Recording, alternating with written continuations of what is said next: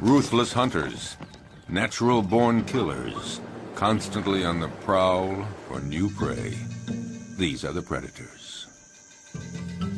These killing machines are the rulers of the savannah. And yet, although they perform their violent acts every day, they take no pleasure in killing. Rather, it's to survive. For them, as for their prey, life is a daily challenge. In the African savanna, right at the top of the food chain, are many species of big predators. Among them, the crocodile. The only survivor of the dinosaur era, a crocodile can be virtually invisible to its prey. He will lie in wait, submerged, motionless, even for hours.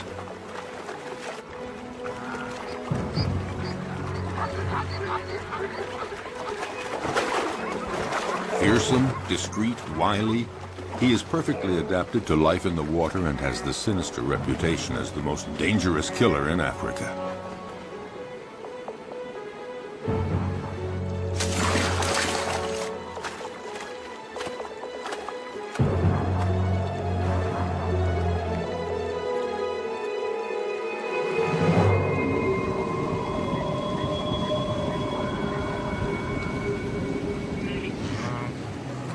Predators have an essential part to play in the functioning of their ecosystems.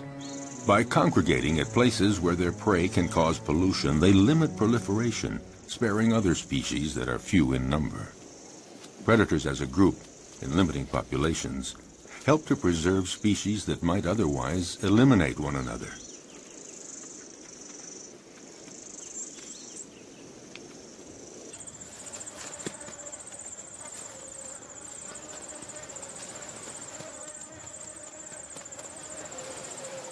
In the end, nature is well managed, because any given area always has just the number of predators it can handle, and no more.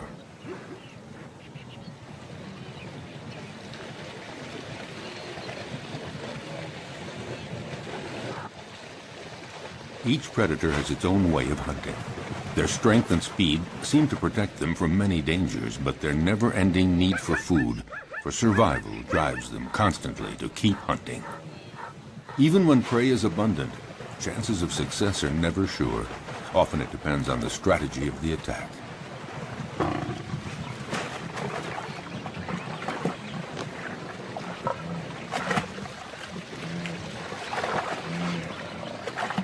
Seized at the throat, this gnu has no chance. The lioness's jaws have broken its spine.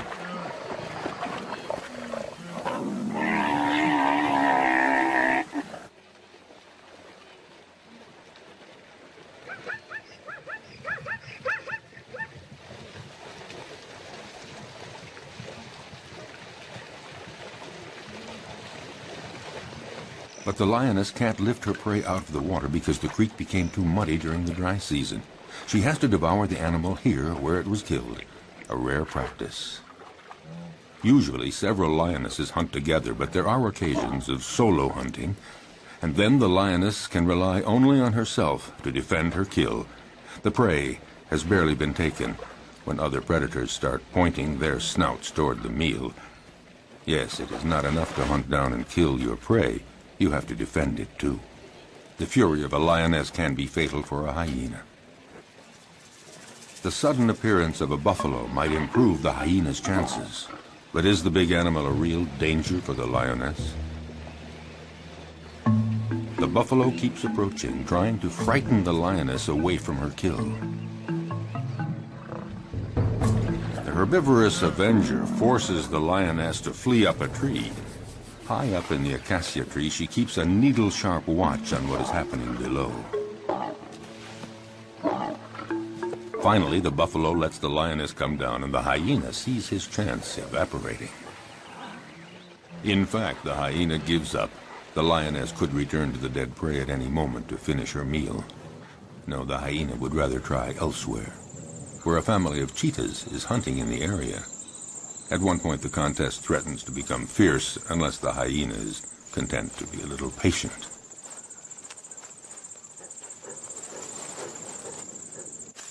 Why not let the fastest predator of the savannah do all the hard work?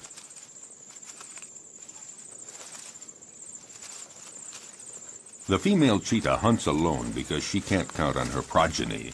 In this case, 3 teenagers. They're too young and too clumsy. Her hunting technique is simple. Just race to the prey as fast as possible and deliver a powerful swipe of the paw to throw the animal off balance. Once it's on the ground, the cheetah's powerful jaws sink teeth into the throat, and that's that. Once she sets off, there's no turning back. There is no room for error. Yes, this may be the fastest animal on Earth, reaching speeds of 100 kilometers per hour. That's 60 miles per hour. A gifted sprinter. But she soon runs out of breath and finds it hard to take the turns at high speed.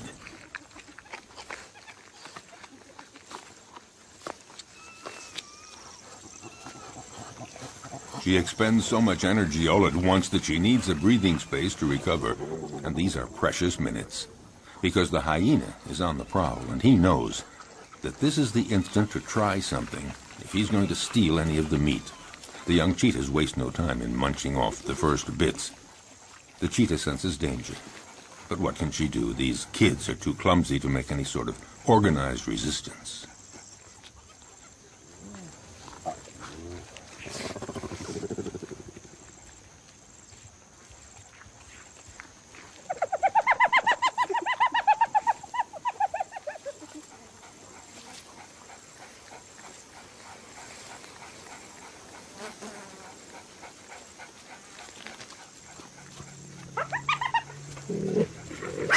Their mother tries to put up a half-hearted bluff, but she knows that she and her offspring can't do anything against the hyena's terrible jaws and teeth, especially now with the smell of blood in the air.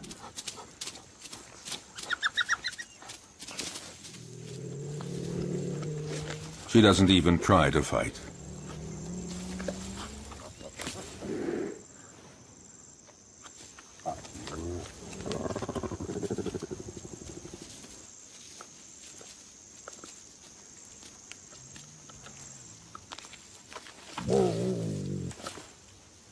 Her big meal is not for today.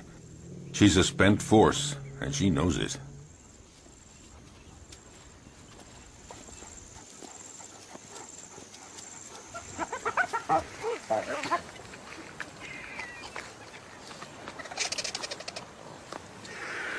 The scent of blood draws many scavengers.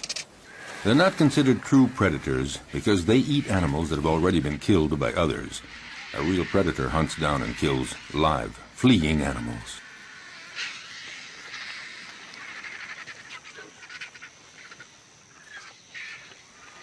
As for the hyena, his patience has paid off, and he can eat to his heart's content. And that is apt to be a quarter of his weight, nearly 20 kilograms, 40 pounds of fresh meat. Of course, the vultures might invite themselves to take some of it.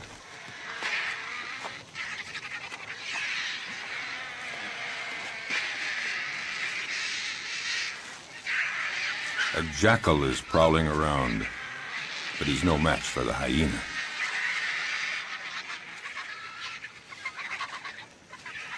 He, in turn, will find his meal someplace else, since the vultures don't seem to be in a sharing mood, not even to give a morsel.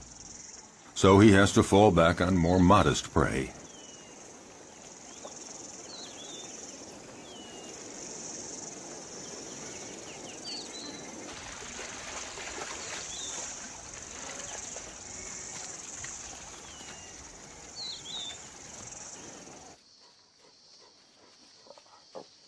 Lycans, or wild dogs, are also considered prodigious predators in the savanna, the equals of cheetahs and even lions.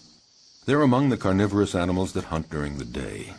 To feed the family twice every day at sunup and sundown, they leave their lairs to hunt in packs. But they're not always successful, because they're often smaller than the animals they attack.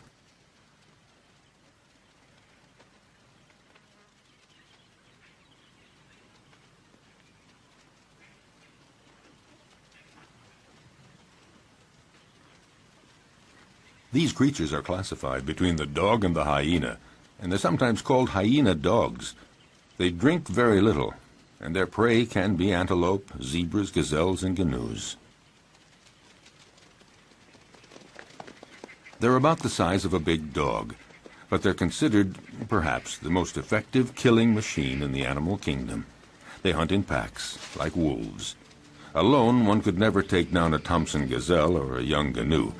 So it's vital that they hunt in packs, and this requires a well-planned division of labor. First stage, sneak up on a herd to spot one that is young or weak.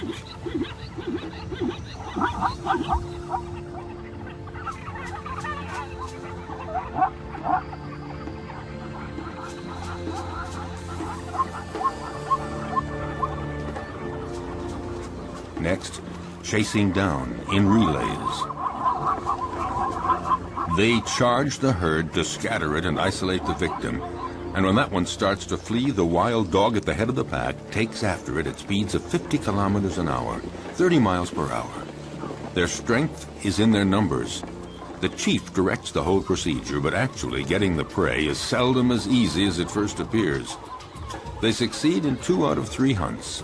Zebras know how to defend themselves. Their hooves are hard horn, and they can use them effectively as powerful weapons against attacking predators.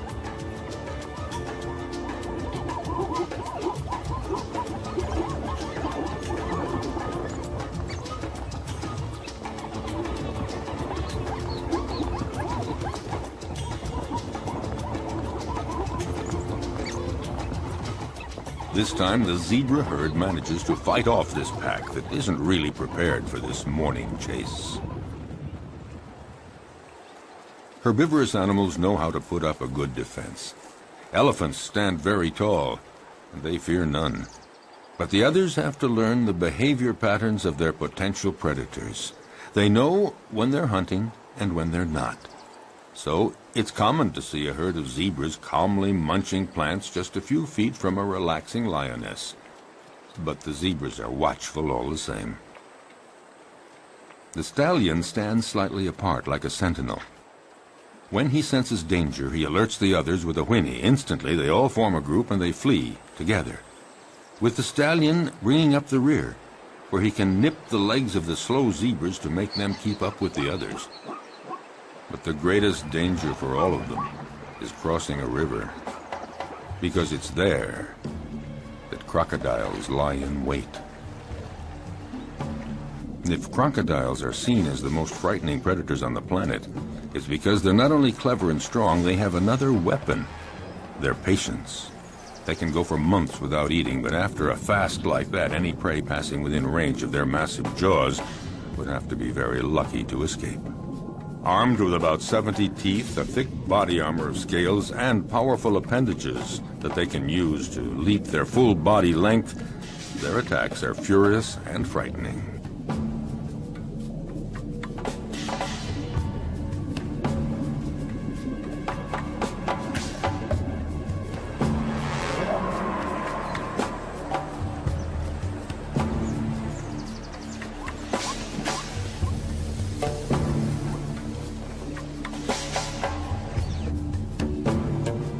Their body submerged to surface level in a river or a pond makes them almost undetectable, just a part of the environment, until they surprise their victim.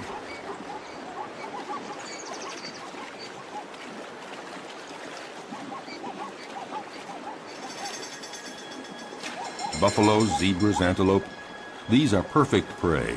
And slippery shoreline mud or steep riverbanks often make it hard for the prey to get away.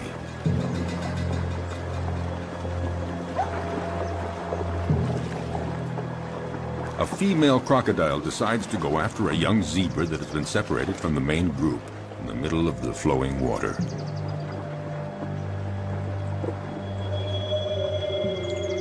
It's not a fair fight. Alone, terrified and wounded in the river, the animal doesn't know where to go or how to get away. The female crocodile tries to drag the wounded creature down into the water, but the youngster is resisting ferociously. It's hopeless. The crocodile has to have a better hold. The prey might get away. Whatever it takes, she has to get a firmer grip with her jaws, and in those few seconds, the zebra could get away.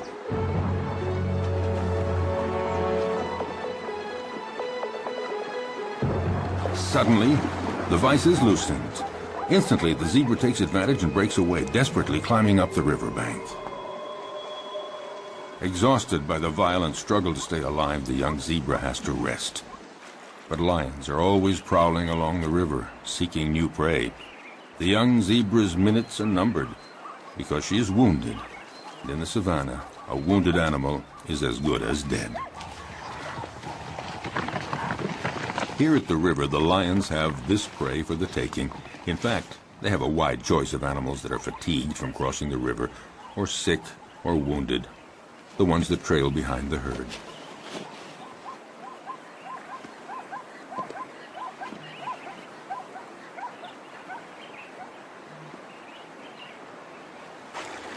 As for the crocodiles, they gather around the only crossing point for the animals.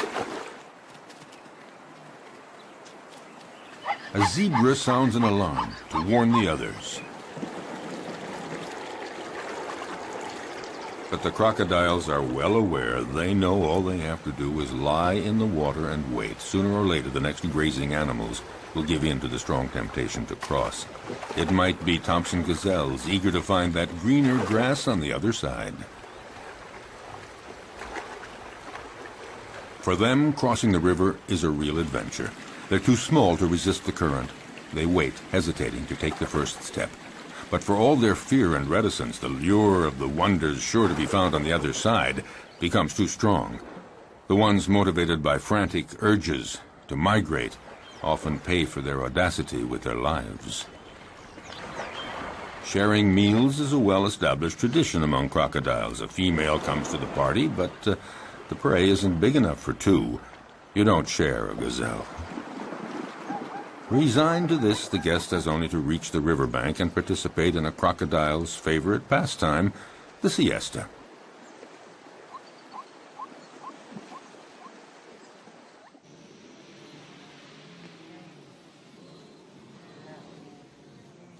But during the mass migration across the Masimara Plains, danger comes not only from crossing the river, it lurks everywhere.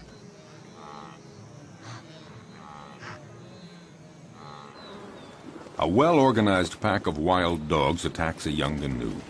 It's encircled and separated from the herd. The predators then go at it fiercely, relentlessly, showing no mercy. The gnu is exhausted.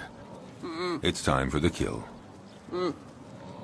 At one point, the animal nearly falls to the ground. One of the wild dogs seizes a hoof. And finally, the creature drops. Often, the attackers will hold the muffle of the prey tight until it stops all movement.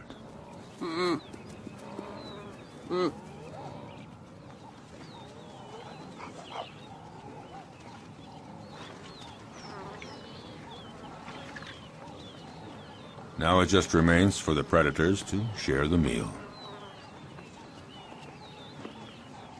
Back at the lair, a part of the meal will be regurgitated by the mothers to feed their young.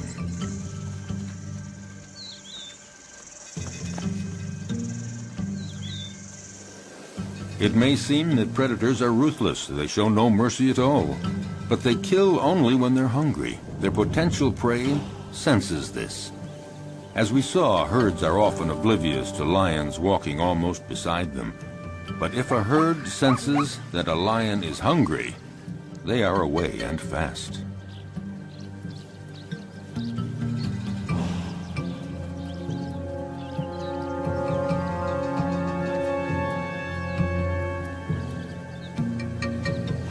Yes, usually lions hunt in groups, or rather the lionesses hunt in groups.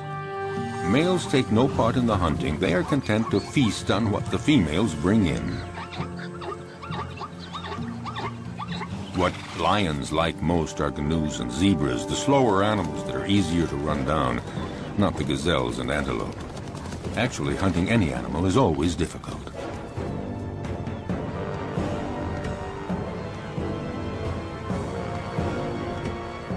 When hunting in groups, lionesses lie in wait, upwind, but one is stationed downwind. They wait for the right moment, and then come out all at once, heading straight for the herd. The targeted animal is, of course, terrified and runs in all directions. There's every chance that the ambush will be successful. It is said that the zebra has an anti-lion camouflage. When they're running fast and trying to get away from the lions, their stripes create an optical effect that makes it difficult for a lion to distinguish where one zebra starts and the other ends. Unfortunately for the zebras, the effect isn't very effective.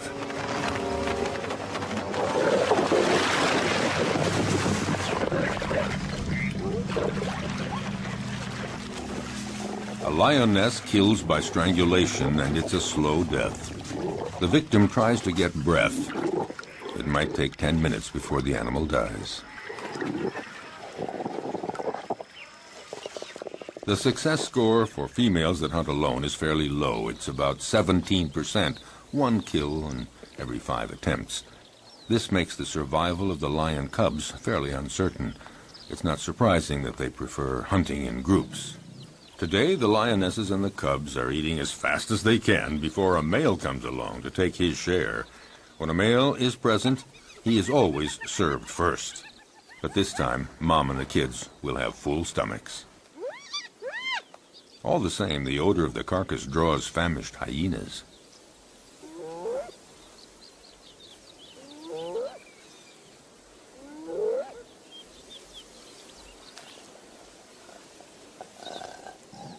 The banquet attracts envious neighbors. The hyena moves in closer, no doubt convinced that the moment has come to make his move. But the lionesses have no intention of letting him get away with it.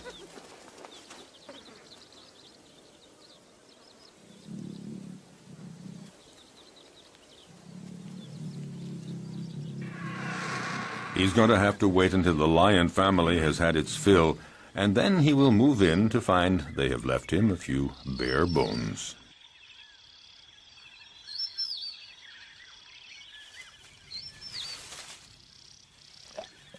No, not much chance that the lions will leave much for the hyena.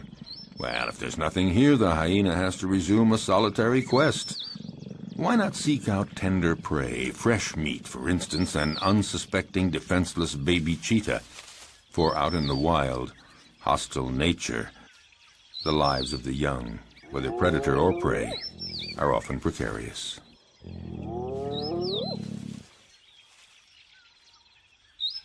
However, the hyena just might have a difficult and dangerous fight with the mother. Intimidation, dissuasion, will he dare?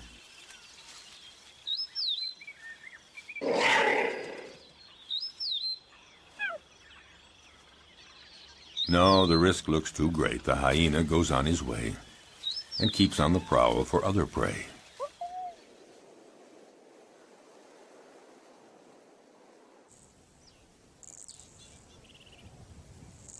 His courage seems to have deserted him for trying another attack. Off the hyena goes looking for any food to quell the pangs of hunger. Once the danger is over, the mother cheetah is required to leave her little ones and go off to hunt. But will they be there when she returns? In the savannah, cruel choices have to be made. The hyena appears to have gone off and is now far enough away. The cheetah has to go for it. A quick hunt and then back to the lair.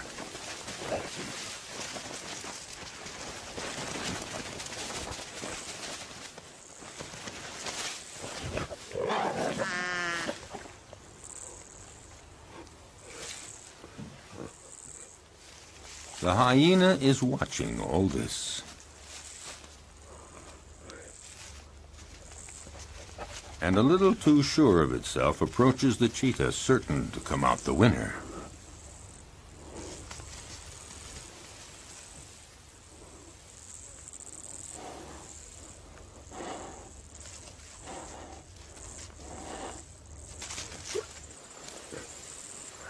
But just then, a new character walks on stage, one that was not expected, a lioness.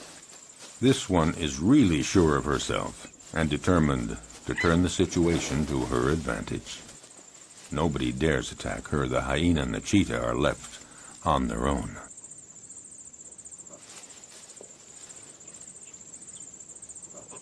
Indifferent, the lioness ignores them with the arrogance of a victor.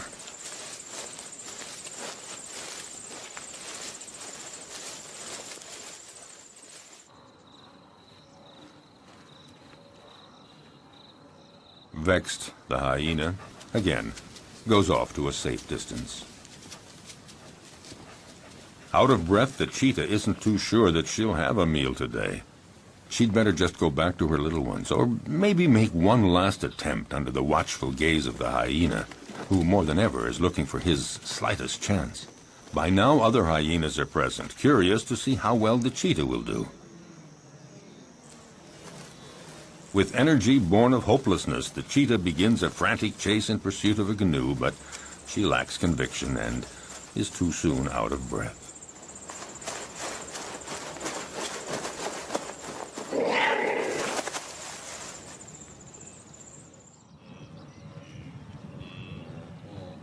Even the gallery of watching hyenas doesn't think that she'll succeed. However, they join others of their pack and profit from the panic caused by the cheetah to attack a wounded canoe. The lone hyena would very much like to join the party. Well, aren't there cordial relations among all members of the same species?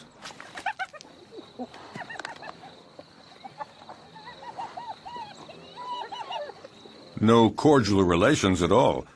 A very strict social order determines relationships among individuals in groups of hyenas.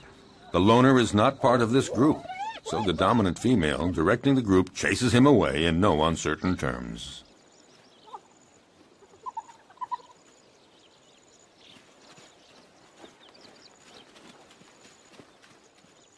Nothing can be done, so it's best just to melt away into the distance.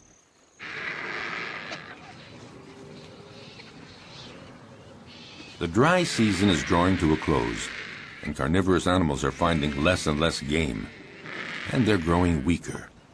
The hyena has been walking for a week, looking for food, doing anything to blot out the terrible pangs of hunger. He has just about enough strength to stand up and return to his lair.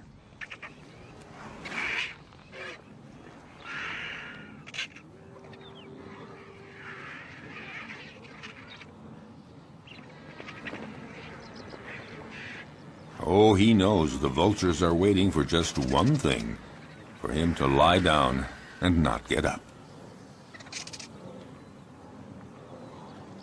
But hyenas belong to a species with incredible resistance. Gathering up all his strength, he sets off on his quest.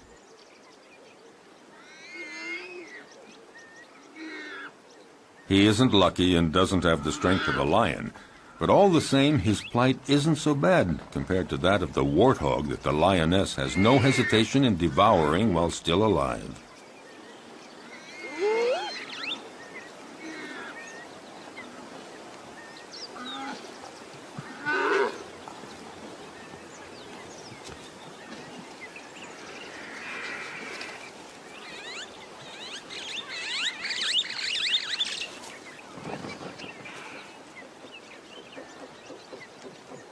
The hyena was right to wait around for a while.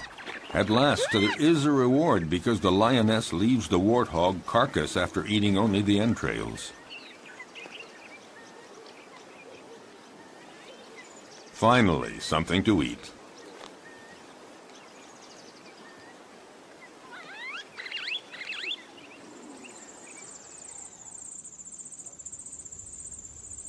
Even among lions, survival isn't always so easy, at least not for the cubs.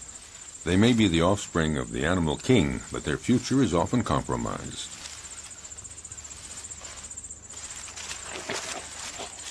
Power and strength characterize the lion, but the cubs are vulnerable, and danger lurks everywhere, even within their own group. Actually, among the lions, everybody seems to be getting along with a certain intelligence. The females within a family are taking good care of the little ones.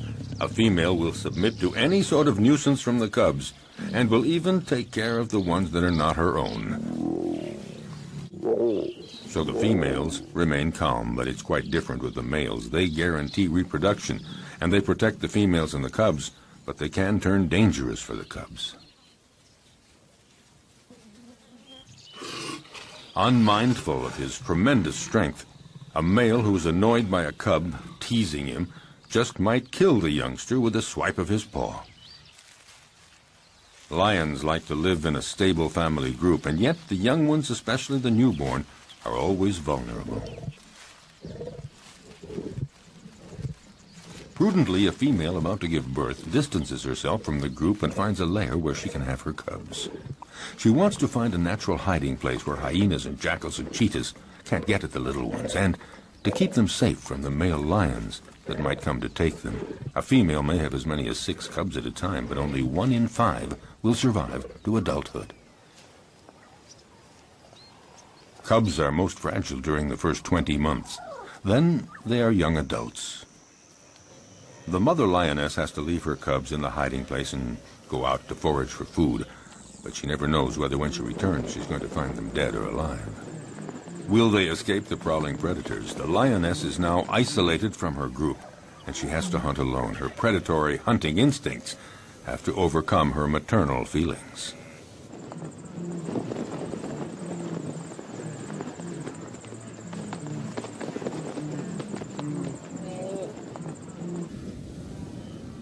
She must go off to hunt even though solitary male lions are prowling the area. They pose an enormous danger for the newborn cubs. If a male lion discovers them, he will probably kill them at once. Time is of the essence. The female must get back as quickly as possible.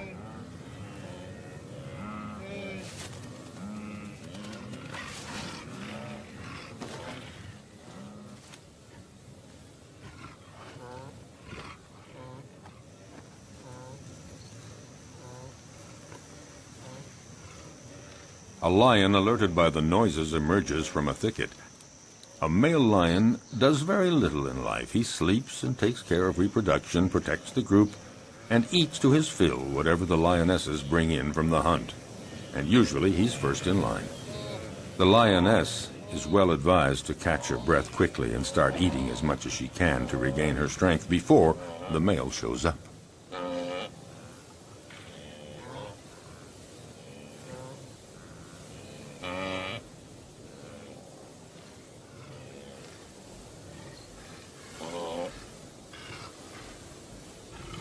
"5 kilograms, 10 pounds of meat every day. That's what every male or female lion requires for survival.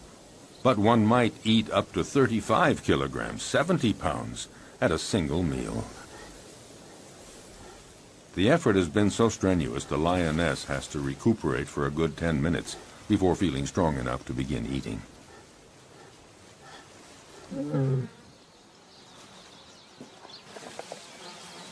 Drawn to the food, the male approaches the female. She submits because she knows the social order within lion groups. Males take first. Hence the lion's share, and here it literally means that he takes all the best pieces for himself, and he takes them before anyone else in the group. A male lion can be the most powerful predator of the savannah if he chooses. He's fearless. No animal would ever approach his killed prey.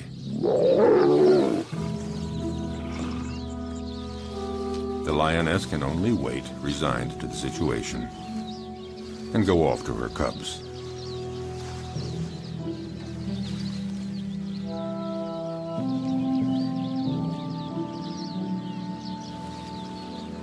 Returning from the hunt, the young mother lioness has to make her presence known. A cruel surprise awaits her. Her little ones had a surprise visit from a solitary male lion that happened upon them. Only 1 cub remains, but it's dead.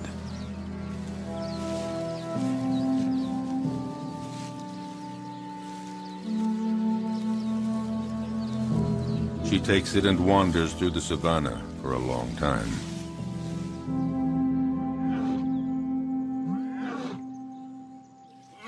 Before she can bring herself to give up the cub's body to the vultures.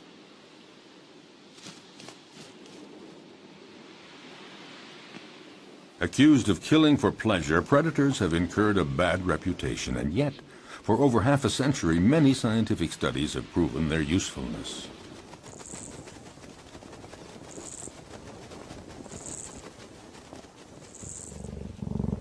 A number of predators are key species that enrich their region and determine the structure of animal communities. They maintain a good balance between various species. Attempting to suppress the predators to protect nature is a mistake, because any place without predators is not a stable environment. On the contrary, it's an artificial habitat made poorer and more fragile.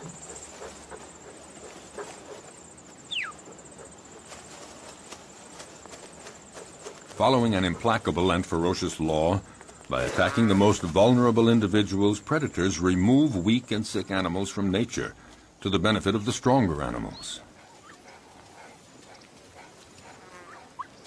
For all that, the life of a predator is not so simple. Nature's implacable law applies to them, too. A sick predator, one that is wounded or not very good at the art of hunting, will in turn disappear. Learning to be a good hunter requires a long period of instruction. For example, a female cheetah has to take great pains teaching her young to hunt, so they learn to recognize and stalk down their future prey. They have to be taught how to choose prey, sense all its reactions, and know how to get it. Most important, young cheetahs have to master the essential swipe of the paw that knocks running prey to the ground. As a rule, the cheetah is certainly a superb sprinter, but since they can't take the quick turns at high speed while running, they have to rely on striking their prey precisely and forcefully with one paw, throwing it off balance and dropping it to the ground. The students learn this by practicing on a young live antelope provided by their mother.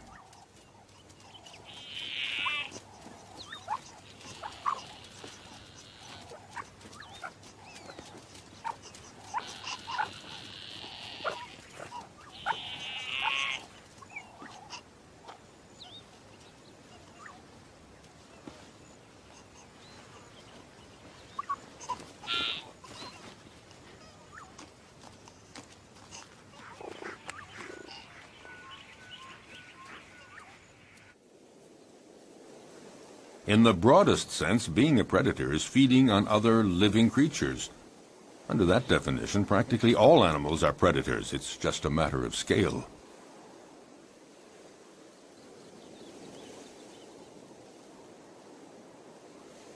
In the savannah, baboons are for the most part omnivorous, but sometimes they reveal themselves as accomplished predators. The males have no hesitation in attacking other mammals that they may encounter on their way.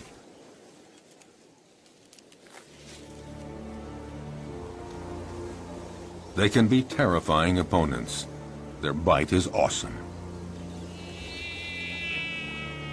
A powerful dominant male has caught a small gazelle. He doesn't wait for the prey to die before devouring it, right in front of his underlings.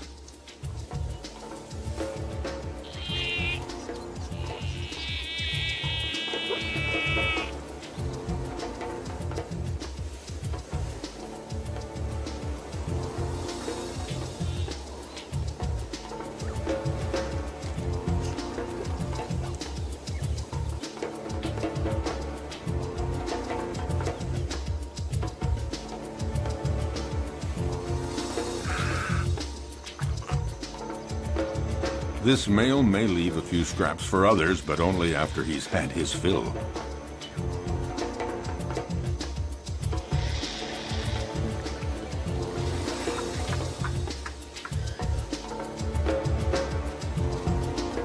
In the savannah, death is a part of everyday life. The baboons set off for new horizons.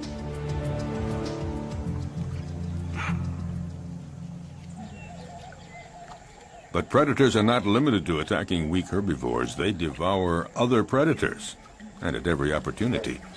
Some animals are completely oblivious to the danger present along the riverbanks.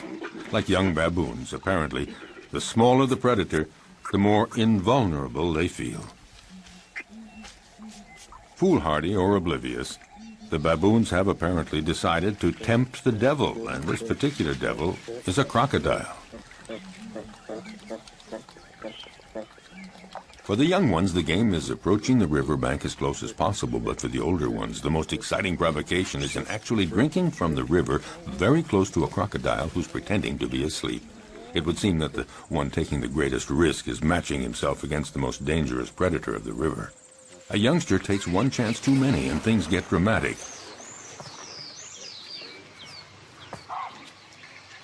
The alert is sounded, but it's too late. The entire group looks on helpless, seeing the young baboon in the jaws of the hungry crocodile.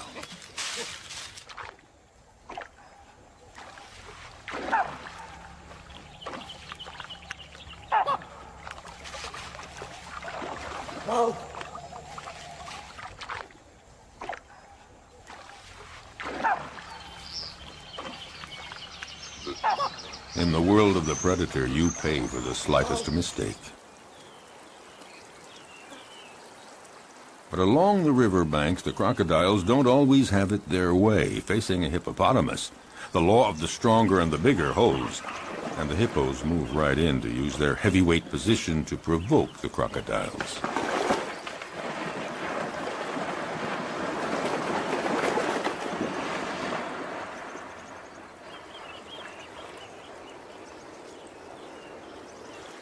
The hippos and the crocs live together in the river. The crocodiles may present no direct threat to the hippos, but all the same, they might go for a young, defenseless crocodile. Defending territory, provoking, hippos are quick to show disdain for the crocodiles as soon as they're big enough to intimidate them, and in response, the crocodiles feign indifferent. Even the youngest get in the game.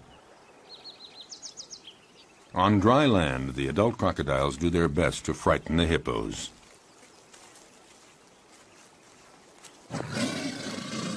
They multiply their efforts, but the massive creatures don't believe a word of it, so to speak.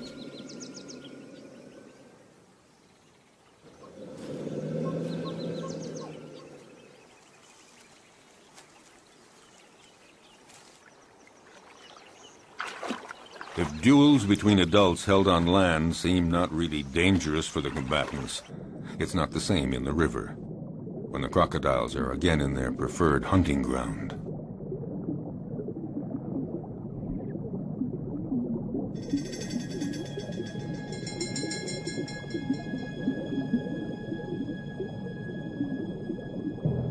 In the aquatic element, a crocodile is ruthless, facing a young hippo. Didn't realize how dangerous it is to get separated from the group.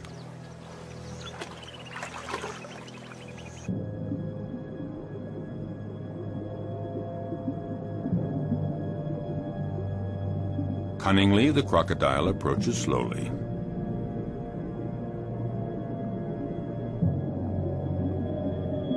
Very calmly, it pursues the prey, waiting for the right moment to strike.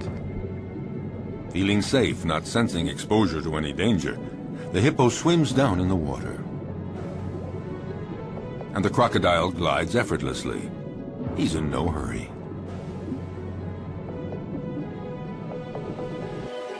In this unequal pursuit, the two animals rise to the surface.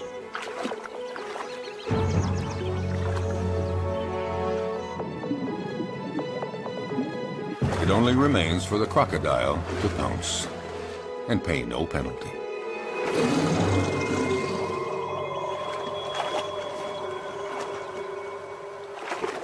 The only place to satisfy a thirst is in the river, and that's where every danger lurks. But nature isn't fair. Some risk everything, others face virtually no danger.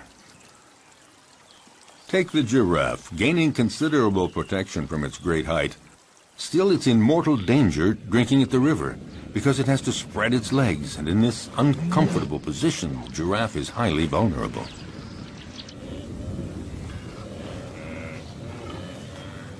If there's no shortage of game here, it's because every year the migration cycle of the herbivores of Serengeti conducts 1.5 million gnus and countless other animals across the Masai Mara Plateau to Kenya to spend the summer. Waterholes and the whole environment provide predators with a happy hunting ground, and these meat-eaters take full advantage. Nevertheless, the actual hunting is far from assured.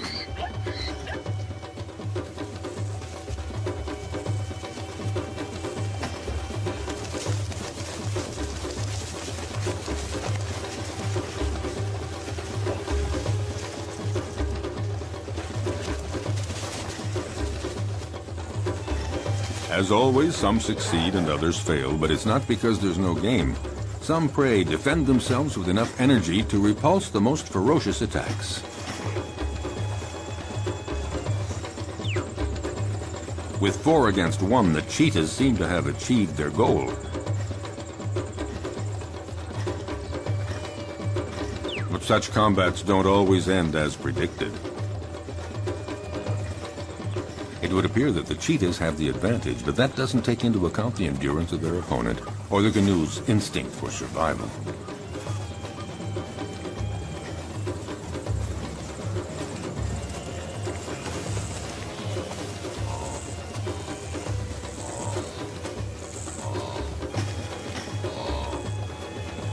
Despite the ferocious attack he has endured, will the gnu's stubborn refusal to give in result in his eluding his attackers?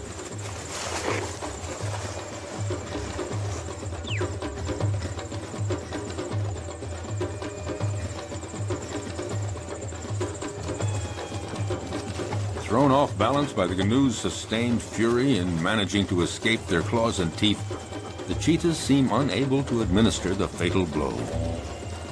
Suddenly, in an astounding burst of energy, against all odds, the gnu does manage to escape from all those predators. Totally exhausted by all this, the cheetahs give up.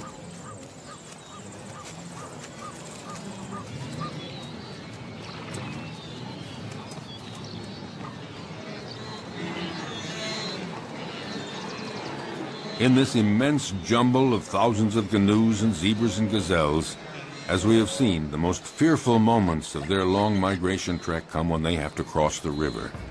But paradoxically, if it's their great number that attracts predators, it's also their massive numbers that provide their best defense against the feared crocodiles.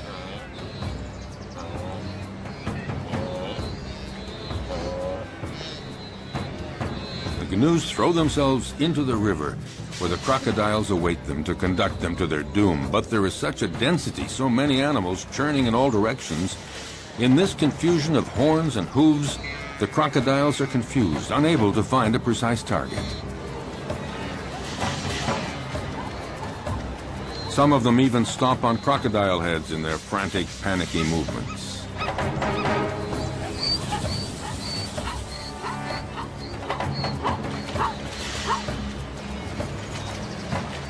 This superabundant flow of animals disorients the predators, but any animals that stray from the central melee, any out on their own, are instantly victims of ferocious crocodile attacks.